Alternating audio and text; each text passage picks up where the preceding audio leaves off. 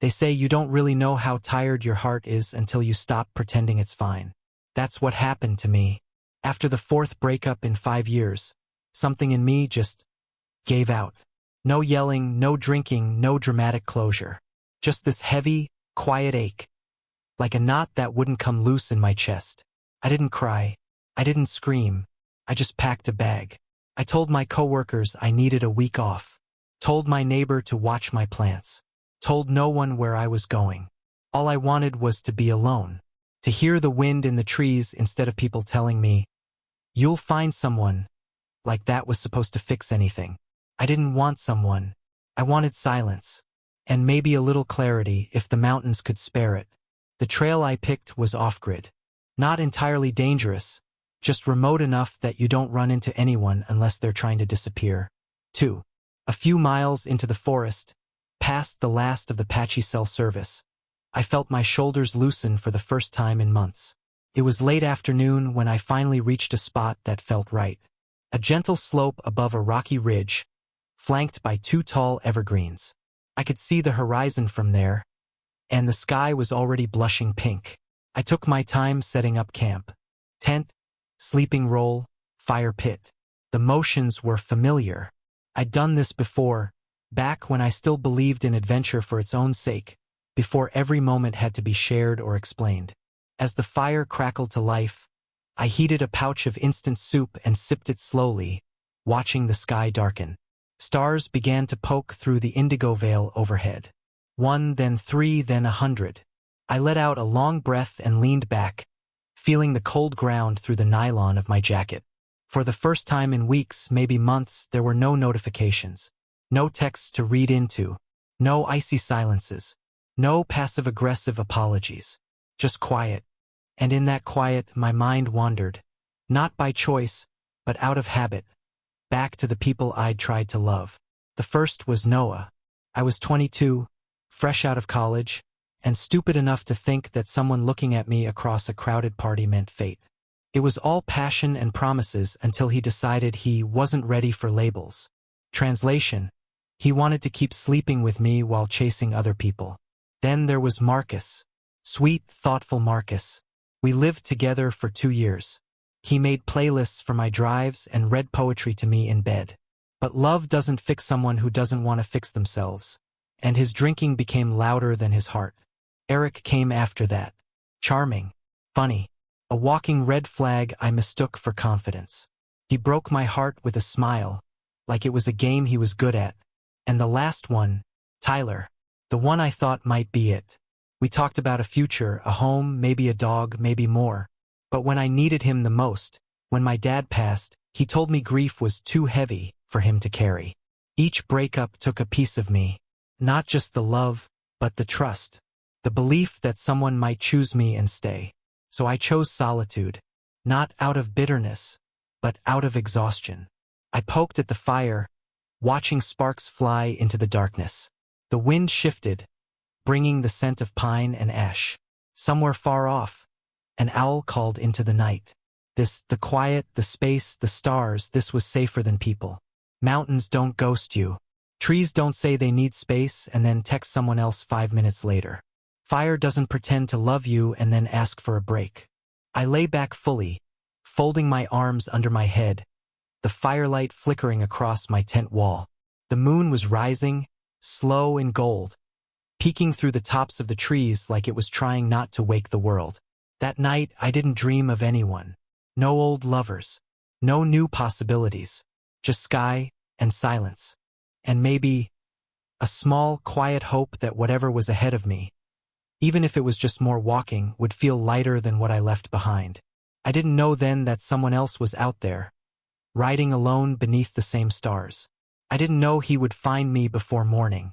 And I definitely didn't know he'd be the last person I'd ever want to leave. The sun was dipping low when I heard it. A soft, steady rhythm cutting through the quiet. At first, I thought it was the wind playing tricks again. But it came closer, more deliberate. Hooves. I sat up fast, heart flicking awake like a startled deer. The fire had burned low, casting long shadows across the clearing. I squinted down the path that wound through the trees, and then I saw him. A man on horseback, silhouetted against the last light of day. He moved slowly, not like someone in a rush, but like someone who didn't need to be. The kind of calm that doesn't come from confidence, but from knowing you've survived enough not to be rattled anymore. He wore a wide-brimmed hat pulled low over his face, dust clinging to his jacket, boots worn in all the right places. The horse beneath him looked just as traveled, lean, strong, and sure-footed. When he reached the edge of my camp, he paused. He didn't dismount right away. He just looked at me, really looked, not like a stranger scoping out a threat. More like someone noticing you and taking their time with it. "Evenin'," he said, voice low and warm, with that slow western drawl that wraps around your spine. "Evening," I managed, standing up instinctively, though I wasn't sure why. "Didn't expect company. Didn't plan to be company," he replied, tipping his hat up. That's when I saw his face, sun-worn, with a day or two of stubble, lines around his eyes like he'd smiled a lot once, a long time ago. He was older than me by maybe 10 years. Not old, but seasoned, solid. "I was cutting through the valley, figured I could shortcut home before dark," he continued, glancing up at the darkening sky. "But I lost the ridge, ended up a little too far west." I nodded slowly, trying to read him. He didn't seem threatening, just tired, dusty and quiet, like a man who's been alone too long. He looked around the camp. "Mind if I water my horse and stay a bit? Don't want to push her further tonight." There was a moment, just a flicker, where I hesitated. Not because I didn't want the company, but because I wasn't used to sharing my space with strangers anymore.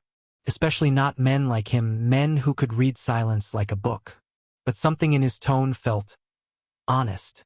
"Yeah," I said, finally stepping aside. "You can stay. Got some leftover coffee if you want." He dismounted with a soft grunt, patting the horse gently as he looped her reins around a low branch. Then he crouched by the fire, stretching out one hand to warm it. His fingers were calloused, his nails stained faintly from leather and soil. "Appreciate it," he murmured. I poured him some of the coffee and slid over the rest of my rice and beans without a word. He looked at the offering, then at me with a quiet nod of thanks. We didn't talk much at first. Just the sounds of chewing, sipping, fire crackling, and a few gentle snorts from his horse as she settled nearby. Eventually, I broke the silence. "You from around here?" He nodded once. "Got a ranch out past Red Bluff. Nothing big, few horses, a couple dozen acres. Enough to keep me busy. Sounds peaceful." He gave a short laugh. Not bitter, just dry. Sometimes too peaceful. I studied him as he ate. There was something magnetic about his stillness. He didn't fidget or fill silence with small talk. He just was, like the mountain itself. "What's your name?" I asked. He chewed, swallowed, then looked up at me. "Luke." I nodded. I know," he said, cutting in gently. "Saw your ID tag clipped to your backpack when I rode up. That startled a laugh out of me." "Observant," he shrugged. "Ranch life teaches you to pay attention." After that, we talked a little more. Not much, just enough. He asked if I hiked often. I told him it was a break from city life. He said he never liked cities, even when he was younger. Said he liked the sky too much to ever trade it for concrete and neon. When I asked if he lived alone, he nodded. Said he had a couple ranch hands who came by during the week, but otherwise, yeah, just him and the horses. "No one ever stuck around," he said simply. "No drama in it. No sadness either. Just a fact." Something in that landed hard in my chest. I didn't ask more. I didn't need to. As the stars came out one by one, he leaned back on his elbows, eyes scanning the sky like he knew each constellation by name. "You ever notice," he said softly, "how the sky feels closer when you're away from people?" I nodded. "Yeah. I came out here to clear my head." He looked at me then, really looked. "Did it work?" I smiled faintly. "Ask me in a few days." He chuckled, then stretched, his shirt pulling tight across his chest as he rolled his shoulders. "Well, if you're okay with it, I'll lay my bedroll near yours. Won't crowd you. There's only one sleeping pad," I said before I could stop myself. But it's big enough for two. I don't know why I said it. Maybe it was the way the firelight softened his features. Maybe it was how quiet the night had become. Or maybe it was just that, for the first time in years, I wasn't afraid of being seen. He didn't say anything for a long moment. Then he nodded. "All right," he said. "If you're sure." I nodded. As we put out the fire together, I felt it, that slow shift.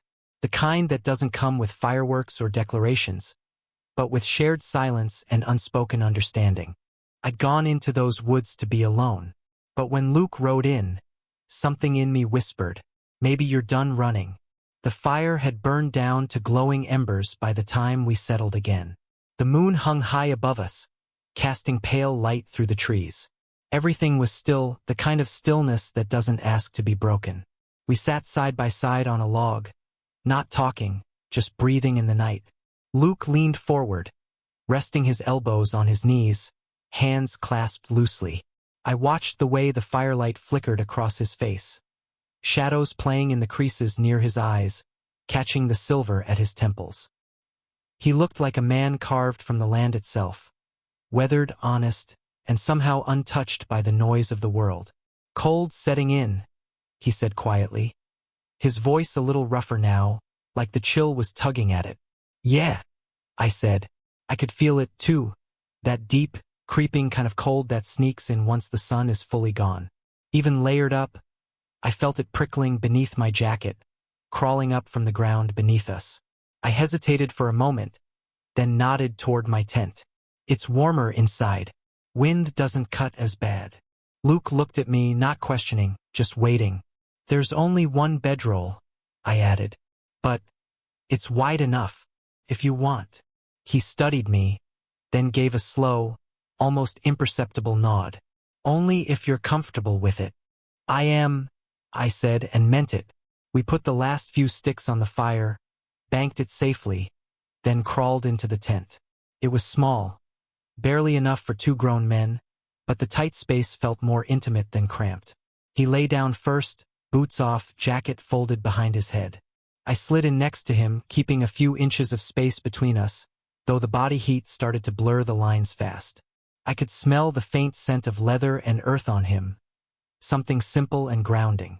For a long time, we didn't say anything. We just lay there, listening to the occasional snap of the fire outside, the soft snort of his horse tethered nearby, the wind rustling the trees above.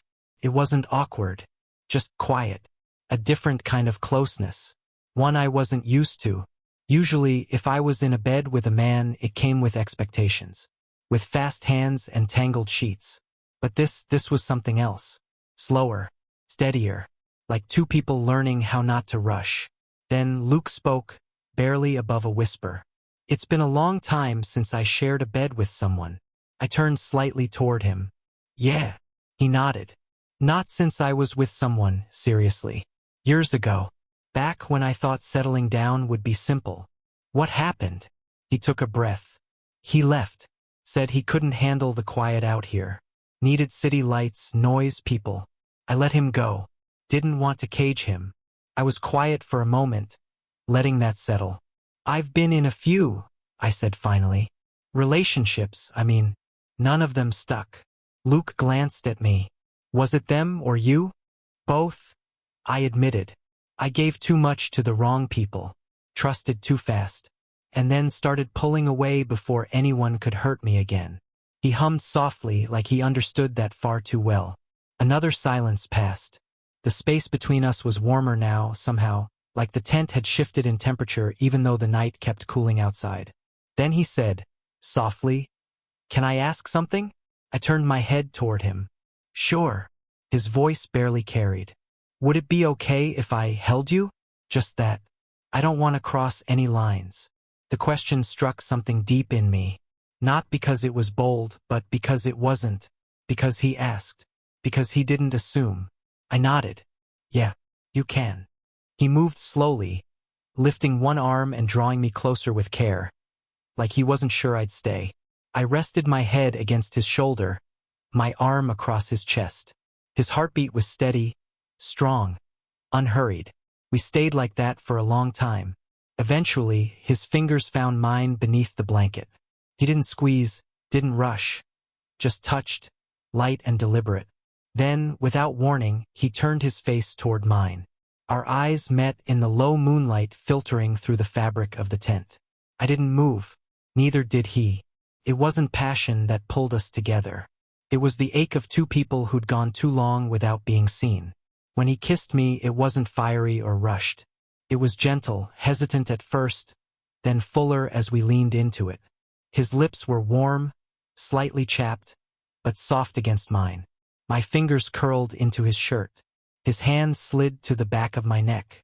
There was no script, no plan, just breath and closeness and a kind of tenderness I hadn't known I'd been missing. We kissed again, slower this time, and again. He cupped my face with one rough hand, like I was something breakable. "Is this okay?" he asked, his voice a breath against my cheek. "Yes," I whispered. "More than okay." We didn't rush what came next. There were no sudden moves, no frantic clothes pulling. Just slow, deliberate touches. Eyes meeting, skin warming skin. He traced my spine with one hand, his other settling low on my waist. It wasn't about release. It wasn't even about lust. It was about being chosen, here now, and choosing back. The night held us like a secret. We moved quietly, slowly, like the world outside had paused just for us. When it was done, we didn't pull away. We stayed tangled, hearts close, breath even. He pressed a kiss to my forehead and didn't say a word. He didn't need to. For the first time in years, I felt wanted without needing to prove myself. I rested my head against his chest again and let myself fall asleep to the rhythm of his heartbeat. Somewhere in the distance, a coyote howled. The fire outside had gone to ash. And in the quiet of that little tent, on a mountain I never planned to share, something sacred had bloomed between two men who'd both forgotten what softness felt like. I woke up to the smell of coffee. For a moment, I didn't remember where I was. The warmth pressed against my back, the soft rustle of fabric, the flicker of sunlight cutting through the tent wall. It all felt too gentle to be real. Then I felt him shift behind me. Luke. His hand was resting lightly at my waist, not gripping, just there, present. I stayed still a moment longer, eyes closed, soaking in the quiet that followed the night before. I felt calm, not electrified, not dizzy with new lust, just calm, like I was finally standing still after months of running. He stirred, and I turned slightly toward him. "Mornin'," he said, voice low and a little rough with sleep. "Morning?" I whispered back, lips tugging into a tired smile. He gave my side a soft squeeze, then sat up slowly. "Made us coffee. Figured you'd be cold when you woke." That kind of thoughtfulness, simple, quiet, hit me in a way I wasn't ready for. Outside the tent, the sky was blushing pale pink, the sun just beginning to crawl over the distant ridge. Dew sparkled on the grass, and the fire pit was smoking gently. His horse stood quietly nearby, swishing her tail. Luke crouched near the fire, pouring hot coffee into a metal cup. He passed it to me as I stepped out, wrapping my jacket tighter around myself. We sat side by side on the same log from last night, the steam rising between us, both of us watching the horizon without saying much. I wasn't sure how to act, what to say. The silence wasn't awkward, but there was a shift in the air, like something had changed, and neither of us knew quite what to do with it yet. He cleared his throat. "Didn't expect to wake up feelin' this settled." I glanced over at him. "Yeah." He nodded, still watching the sky. "It's been a while since I woke up beside someone and didn't feel the urge to ride off fast." I sipped my coffee. "You planning to stay long, then?"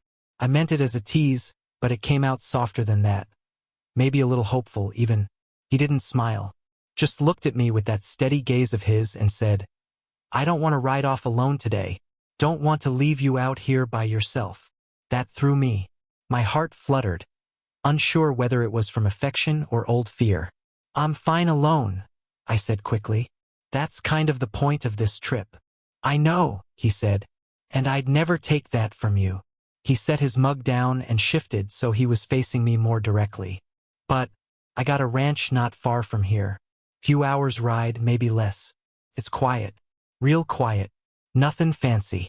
But I got a porch swing and a wood stove, and I make a mean chili. I raised a brow. Are you inviting me? He nodded slowly.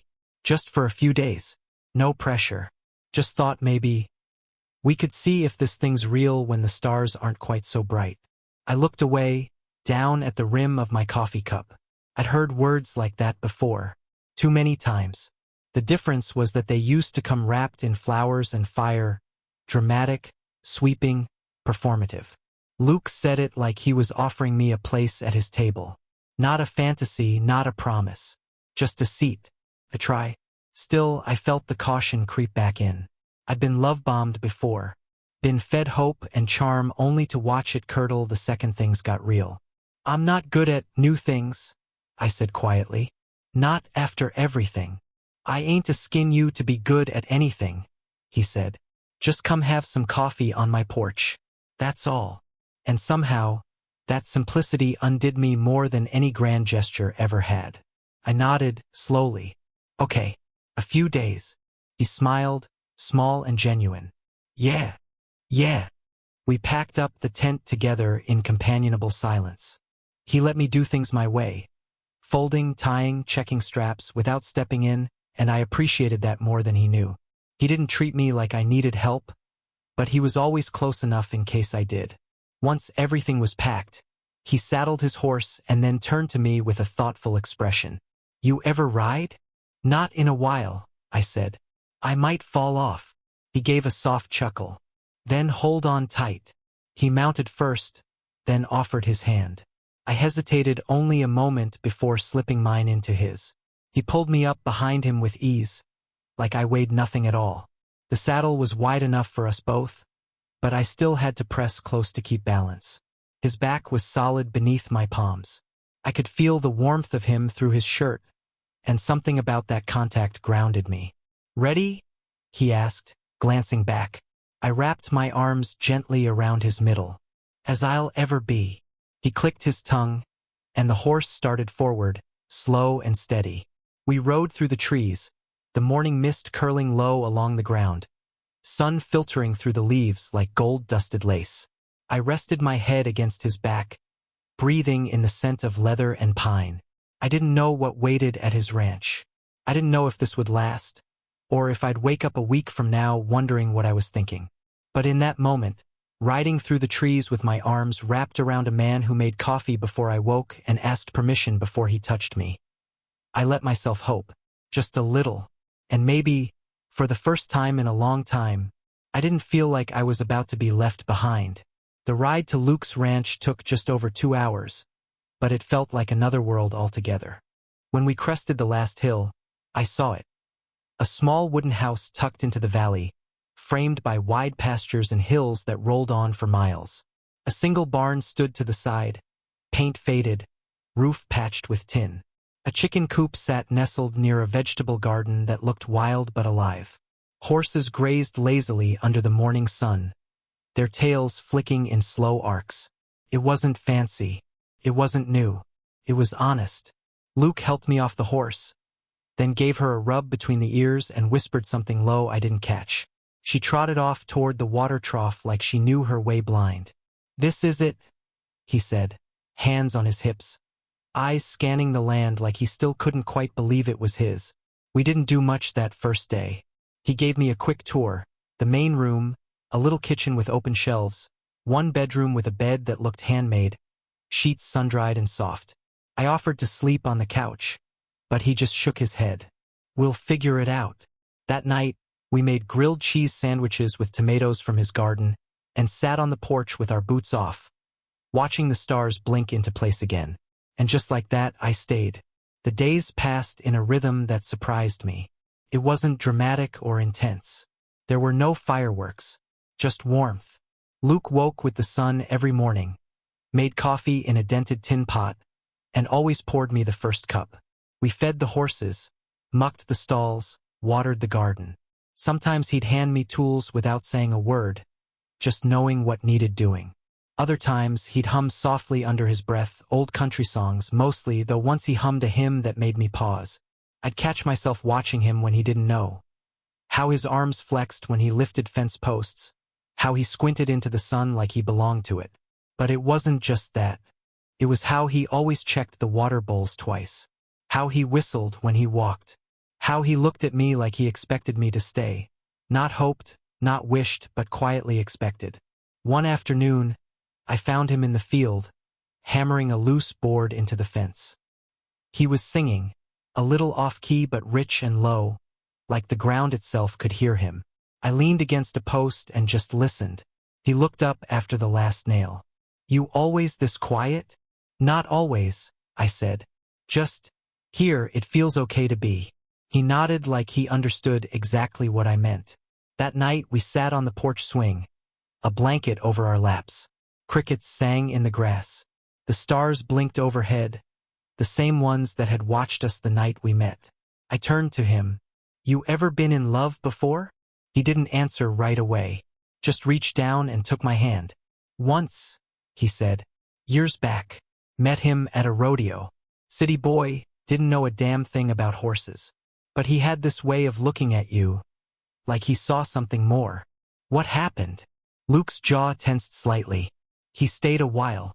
Said he liked the quiet. But one day I woke up and he was just gone. No note, no call. Just gone."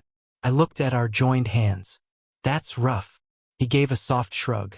"I kept waiting for someone like him to show up again. And then I stopped waiting." I swallowed hard. "That must have hurt." "Not as much as pretending it didn't."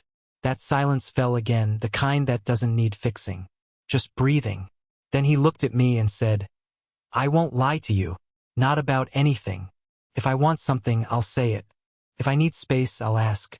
But I won't disappear. That's a promise." My chest tightened. Something in me wanted to believe him so badly it almost hurt. I nodded. "Okay. And you?" he asked gently. "What do you need from me?" I looked out at the land, at the barn lights glowing faintly in the dark, at the hills standing guard around us. Then I looked back at him. "I need time," I said. "And honesty. I've had people tell me everything I wanted to hear just to get what they wanted. I've been promised futures that vanished overnight. So, I'm scared." Luke squeezed my hand. "That's fair. But I'm not in a rush. We'll go slow. Like planting, no sense forcing the bloom." That line broke something open in me. I blinked fast, then gave a small, shaky laugh. "God, that was cheesy." He smiled. "Yeah, but you liked it." "I did. And I meant it." We didn't talk much more that night. We just sat there on the porch swing, shoulder to shoulder, the blanket warm over us, the air filled with the sounds of insects and the creak of old wood. He reached over and brushed his fingers through my hair once, slow and careful. And for the first time in a long time, I didn't pull away from tenderness. I leaned into it, into him. I didn't know what would happen next. Maybe I'd leave in a week. Maybe we'd fight. Maybe something would shift and scare me off. But in that moment, with his hand wrapped gently around mine and the stars above us, I let myself rest. Just rest. And maybe, just maybe, begin to believe that this wasn't another story I'd regret. It had been 10 days since I first stepped foot on Luke's ranch. 10 days of coffee at sunrise and soft blankets at night. 10 days of silence that didn't feel empty. Of laughter that didn't feel forced. Of closeness that didn't come with strings. And then my phone buzzed. I hadn't touched it in over a week. Had barely even remembered it was buried at the bottom of my bag. But that morning, while Luke was out mending a broken gate, I dug it out, plugged it in, and let the outside world find me again. 38 missed texts, 12 voicemails, 3 emails. One stood out. A message from an editor I'd interviewed with before leaving for the mountains. The one job I thought I'd missed out on. "We've reviewed your application and would love to bring you on. Full-time. Starting next week. Let us know by Friday." The city came flooding back like a wave I'd outrun but never escaped. The sound of traffic, the rush of deadlines, the pull of a career I'd worked years for. All of it sat heavy in my hands as I reread the message under the morning sun. When Luke came back, sweat glistening on his brow, shirt clinging to his chest, I couldn't look him in the eye. "You okay?" he asked, wiping his hands on his jeans. I hesitated. "I got a job offer." His brow furrowed, but he didn't flinch. From the city? I nodded. Full-time, good pay, big opportunity. He looked down at the dirt between his boots, then back at me. And you thinking of talking it? I opened my mouth, closed it, opened it again. I don't know, I said finally. I thought I wanted this job. I worked hard for it. I told myself it was what I needed. And now, I swallowed. Now I have something else to lose. We didn't say much after that. He didn't press, didn't beg, didn't wrap his arms around me and plead for me to stay. Later that night, we sat on the porch like we always did. The stars blinked above us. The wind rustled through the tall grass. Everything looked the same but felt different. Luke leaned back in the swing, hands folded in his lap. If you go, he said quietly, I won't stop you. I turned my head toward him, heart thudding like a drum. But I'll miss you, he continued, voice thick. More than the sky misses the sun at night. And I'll wait, for a while, just in case you remember what peace feels like. I didn't sleep much that night. I lay awake beside him, staring at the ceiling, listening to the creak of the house and the soft exhale of his breath. Every time I closed my eyes, I saw the city, the crowded elevators, the cold coffee, the long hours and short weekends, the people I used to try so hard to impress. But none of it felt like him. Still, the next morning I packed my things. I didn't say goodbye, just mumbled something about needing to think. And he nodded like he understood, like he already knew where I was headed before I did. The path to the front gate felt longer than it had any right to. Each step came slower. The saddlebag bounced against my hip. The wind tugged at my jacket. I made it to the gatepost before I stopped. And that's when they came, the flashbacks. Noah, charming and slippery, who ghosted me right after I said, I love you. Marcus, whose silence drowned out every apology. Eric, who made promises he never intended to keep. Tyler, who disappeared when grief hit like a train. Each of them different flavors of heartbreak. Each of them chipped away at something I thought I'd lost for good. But none of them ever made me coffee before sunrise. None of them ever sang off-key while fixing fences. None of them ever waited for me to speak, and listened when I did. I closed my eyes, took a breath, and turned around. The walk back felt like surfacing from deep water, gasping, real, necessary. I found Luke behind the barn, throwing hay into the trough. He didn't look up right away, didn't say anything, but his shoulders were tense. His back was too straight.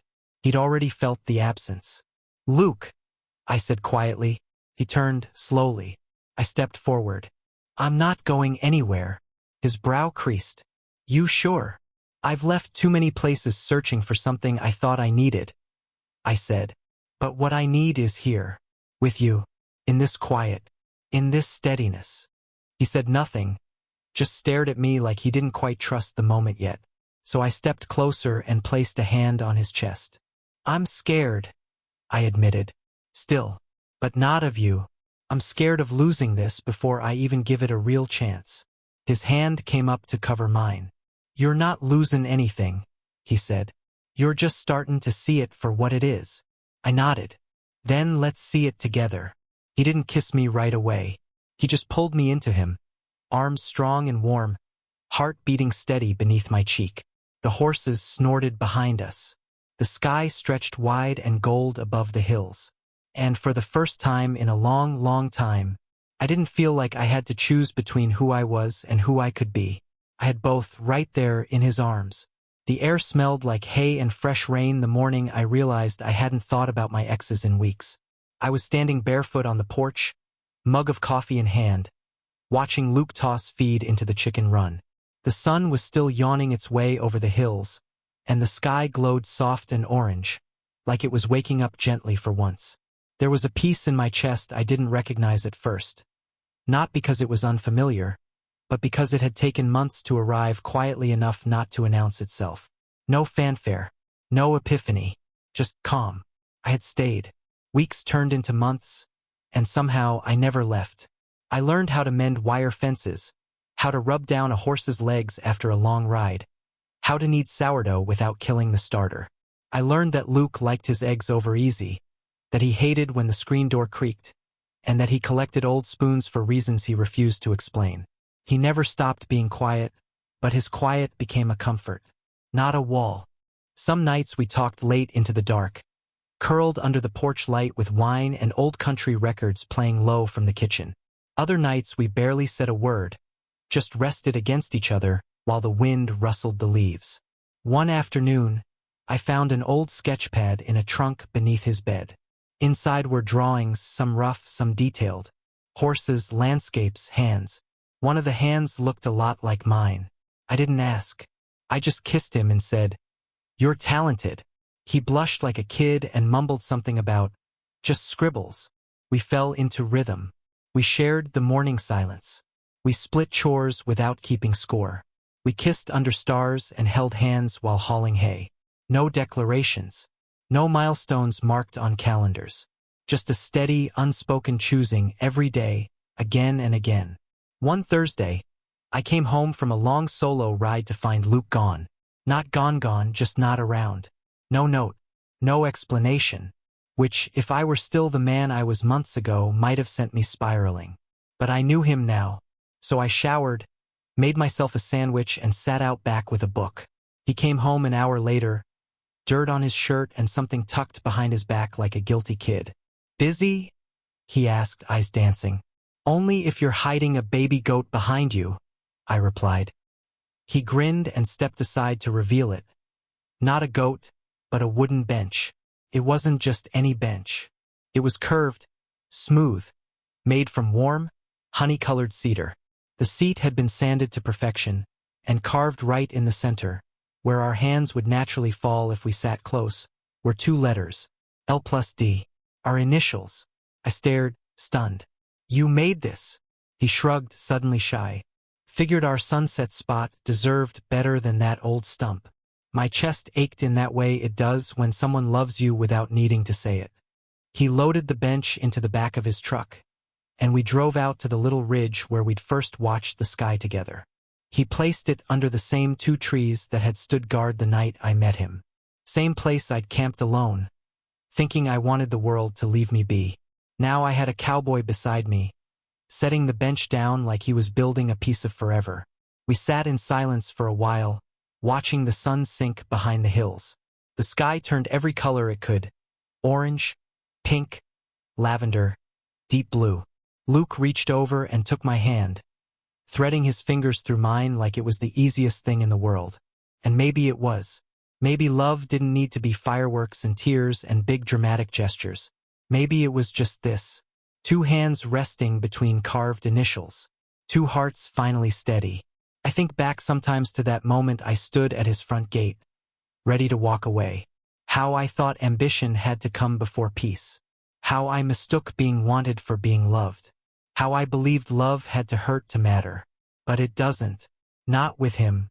With him, love is warm eggs in the morning and quiet laughter during fence repairs. It's coffee before sunrise and falling asleep to the sound of his breathing. It's letting go of the past without needing to erase it. It's a bench with our initials under a sky we both still look up at like it holds secrets just for us. So yeah, maybe the last breakup broke me open. But that crack let something through I never expected. A man on a horse. A place to breathe. A love that didn't shout but stayed. I went hiking to clear my head. I never expected to find someone who'd hold my heart so gently and never let go. What would you have done? Would you have left for the city job? Or stayed on the ranch for love? Tell me in the comments. I'd love to know how your heart would have chosen.